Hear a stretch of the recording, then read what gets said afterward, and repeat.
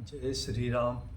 नीलाम्बुजकश्यामलकोमलाङ्गं सीतासमारो हितवां भागं पाणौ महासा एक चारुचापं नमामि रामं रघुवंशनाथं। करि भोजन मुनिवर विज्ञानी लगे कहन कछु कथा पुरानी। विगत दिवस गुर आय सुपाई संध्या करन चले दो भाई। श्रेष्ठ विज्ञानी मुनि विश्वामित्र जी भोजन करके कुछ प्राचीन कथाएं कहने लगे। इतने में दिन बीत गया और गुरु की आज्ञा पाकर दोनों भाई संध्या करने चले। प्राची दिस ससुर सुहावा सिय मुख सरिस देख सुख पावा। बहुर विचार कीन मन माही सिय बदन समहिम कर नाई। उधर पूर्व दिशा में सुंदर चंद्रमा उदय हुआ। श्री रामचंद्र जी ने उसे सीता के मुख के समान देखकर सुख पाया। फिर मन में विचार आया कि यह चंद्रमा सीता जी के मुख के समान नहीं है। मंगल भवन मंगल हारी द्रवौ दशरथ अजिर बिहारी। जनुम सिंध पुन बंधु विश्व दीन मदिन मलिन ससिक सकलंक। सिय मुख समता पाव किम चंदु भापरो रंक। खारे समुद्र में तो इसका जन्म, फिर उसी समुद्र से उत्पन्न होने के कारण विष इसका भाई। दिन में यह मलिन शोभाहीन निस्तेज रहता है और कलंकी काले दाग से युक्त है। बेचारा गरीब चंद्रमा सीता जी के मुख की बराबरी कैसे पा सकता है। घटई बढ़ई बिरहीन दुखदाई ग्रसई राहु निज संधि पाई।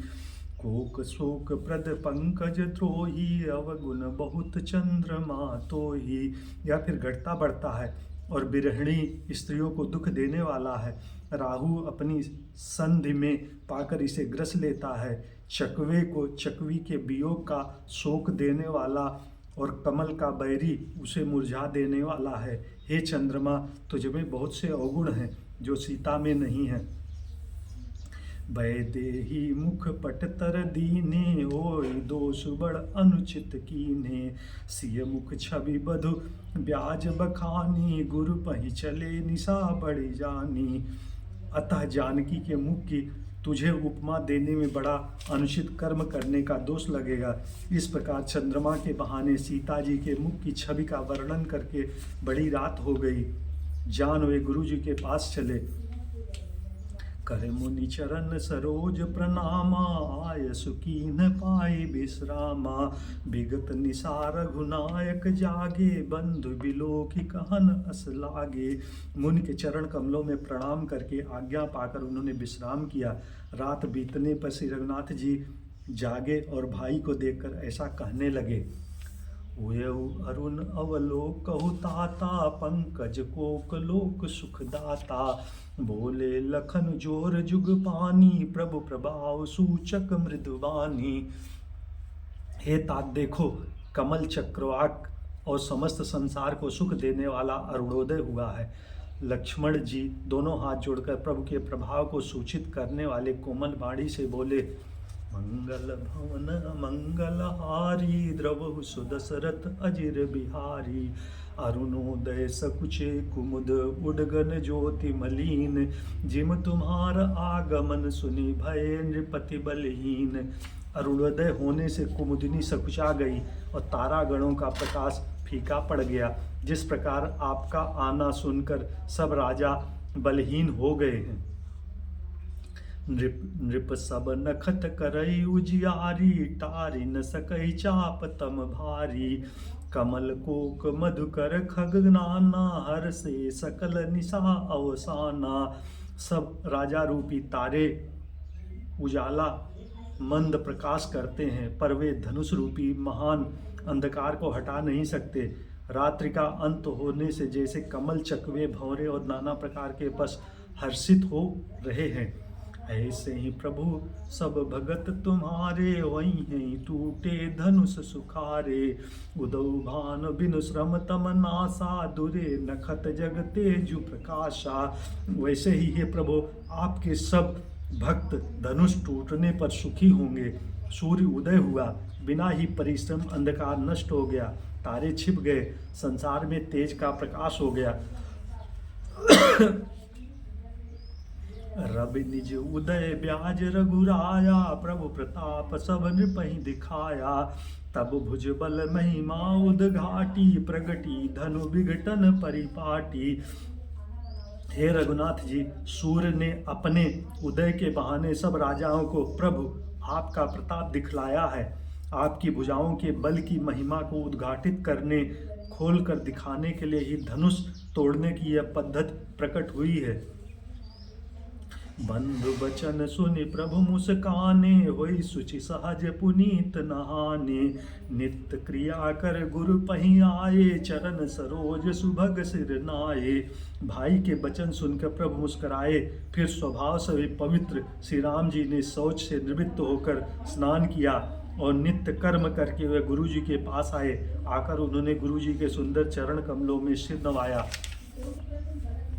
सतानंद तब जनक बुलाए, कौशुक मुन पहि तुरत पठाए। जनक विनय तिन आय सुनाई, हर से बोल लिए दो भाई। तब जनक जी के ने सतानंद जी को बुलाया और उन्हें तुरंत ही विश्वामित्र मुनि के पास भेजा।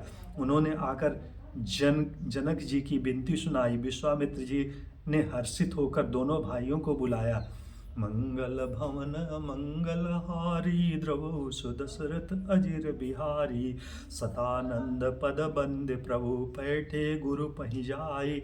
चलऊ तात मुन कहु, तब पठवा जनक बुलाई।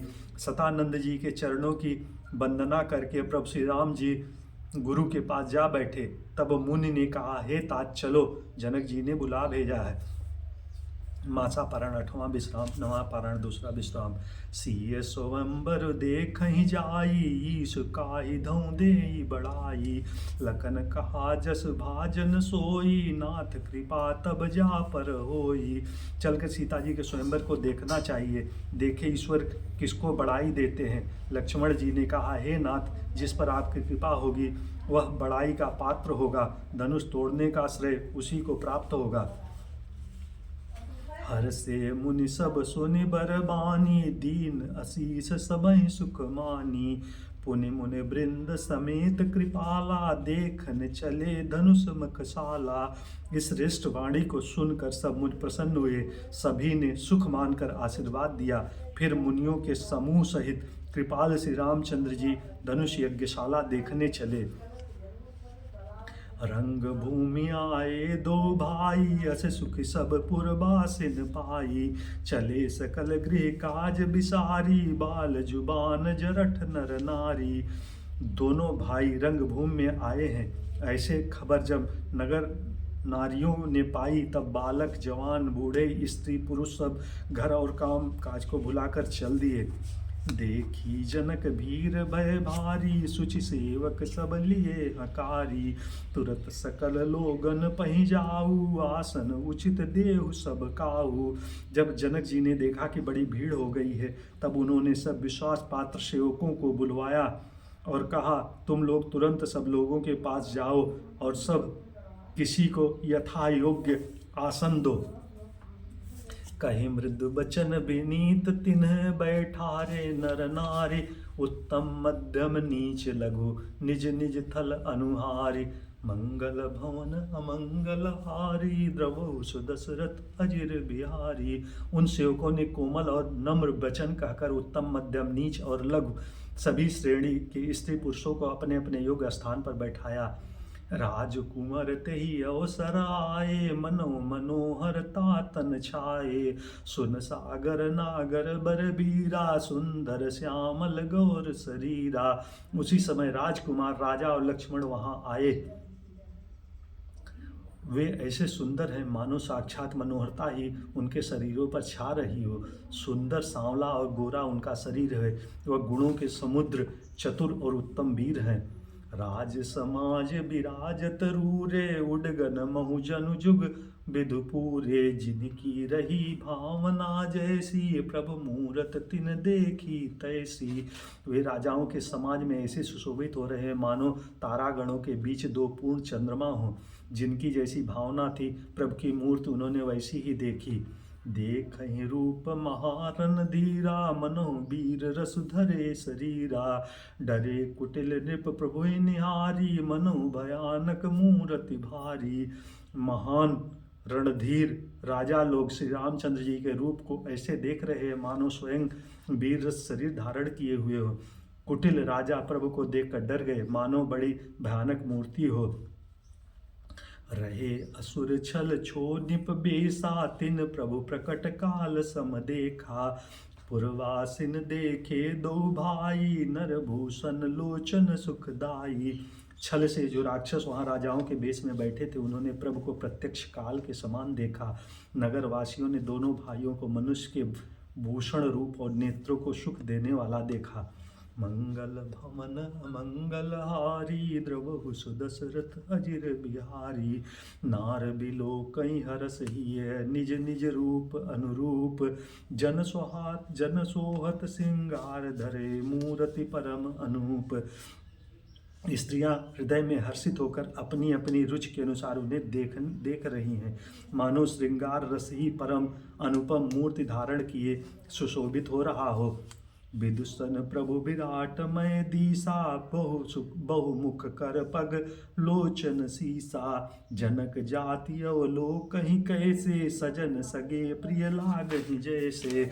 विद्वानों को प्रभु विराट रूप में दिखाई दिए, जिनके बहुत से मुख, हाथ, पैर, नेत्र और सिर हैं।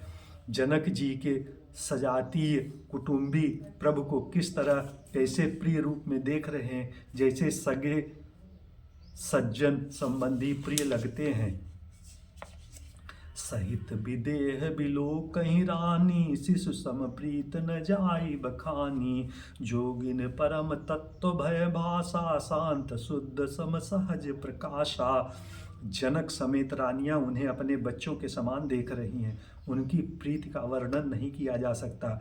योगियों को वे शांत शुद्ध रस और स्वतः प्रकाश परम तत्व के रूप में दिखे। हरि भगतन देखे दो भ्राता, इष्ट देव शिव सब सुख दाता। राम ही चितो भाय जय सिया, सो स्नेह सुख नहीं कथनिया। हरि भक्तों ने दोनों भाइयों को सब सुखों के देने वाले इष्ट देव के समान देखा। सीता जी जिस भाव से रामचंद्र जी को देख रही हैं, वह स्नेह और सुख की तो कहने में ही नहीं आता। उर अनुभवति न कही सक को, कवन प्रकार कहै कवि को। यही विद रहा जाहि जस भाऊ, ते तस देखे कौशल राहु। उस स्नेह और सुख का वे हृदय में अनुभव कर रही हैं, पर वे भी उसे कह नहीं सकती। फिर कोई कब उसे कैसे किस प्रकार कह सकता है। इस प्रकार जिसका जैसा भाव था, उसने कौशलाधीश श्री रामचंद्र जी को वैसा ही देखा। मंगल भवन अमंगल हारी, द्रवहु सुदशरथ अजिर बिहारी। राजत राज समाज महु, कौशल राज किशोर। सुंदर श्यामल गौर, तन विश्व बिलोचन चोर। सुंदर सांवले और गोरे शरीर वाले तथा विश्व भर के नेत्रों को चुराने वाले कौशलाधीश के कुमार राज समाज में इस प्रकार सुशोभित हो रहे हैं। श्री कृष्ण गोविंद हरे मुरारे, हे नाथ नारायण वासुदेव। ओम नमो भगवते वासुदेवाय। ओम नमः शिवाय। हर हर महादेव की जय होवे।